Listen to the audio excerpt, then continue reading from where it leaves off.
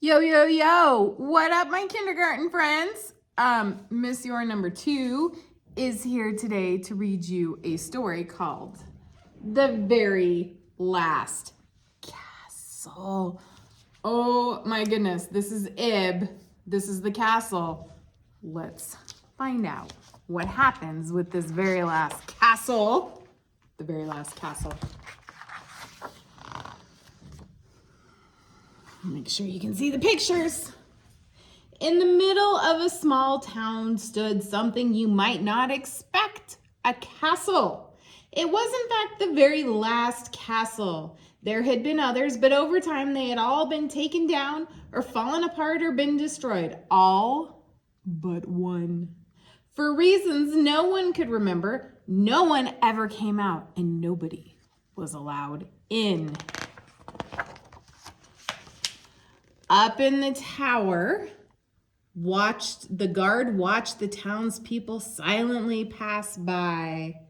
Then there was Ib. Every day she walked past the castle all alone. Every day she stopped, she looked up, she saw the lone guard standing stone still. Plunk.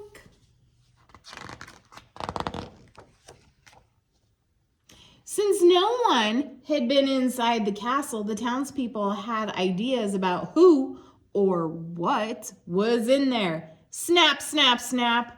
Monsters, said Miss Wicks. Yikes.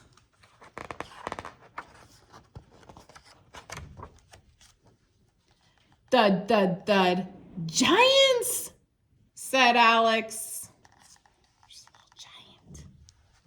Scary.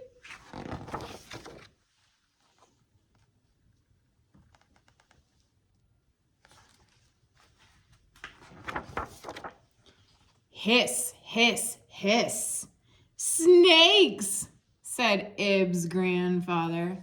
I want you all to pretend you're a snake and go hiss. Do it again. Hiss. And stop. Maybe it's something terrible, Ib thought one day, but maybe it's something else.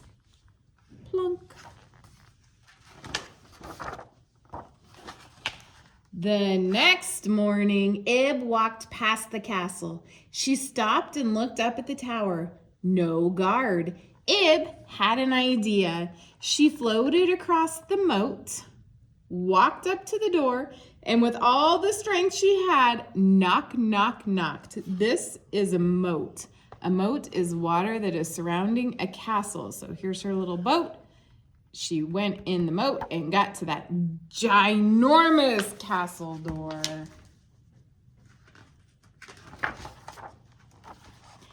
Hiss.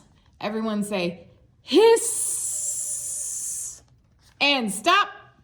Look at all those scary snakes. Oh my goodness. Ib didn't stop running until she was sitting in her desk at school, scared and out of breath. Maybe Grandpa was right. She didn't tell anyone what happened. Not long after, an envelope arrived. Inside was an invitation. Your presence is requested at the front gate of the castle on Sunday at noon.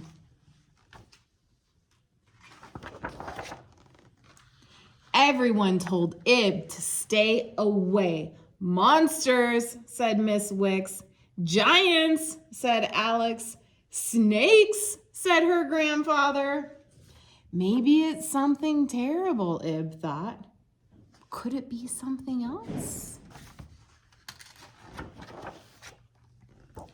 On Sunday, Ib stood all alone outside the front gate with a loud thunk. The drawbridge began to lower. She trembled. She looked up at the tower, empty. This is called a drawbridge. It's that door to the castle and it's going down, down, down, down, down, down, so that Ib can get inside. She took a deep breath. Slowly, Ib did something none of the townspeople had ever done. She walked inside. It turned out Miss Wicks and Alex had been right. There were monsters, and there were giants, but no snakes. "Welcome," came a voice, a kind voice. It was a guard. He removed his helmet. He was much older than Ib had expected. "I'm the last one left. May I show you around?" For the rest of the day, Ib and the guard, his name was William, visited every corner of the castle. Before long, they were pruning near the great hall, snap, snap, snap, and harvesting by the palace, thud, thud, thud. They ended up where they had started. "Why now?" asked Ib. "All the other castles are gone," answered William. "Someday I will be too.